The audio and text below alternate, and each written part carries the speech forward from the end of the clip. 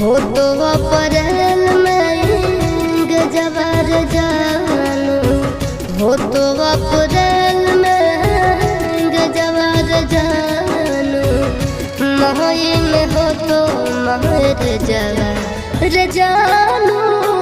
कर ली है काठ के कर जवा जानू कर ली है काठ के कर जवा खाके सल्फाइड करब सुसाइड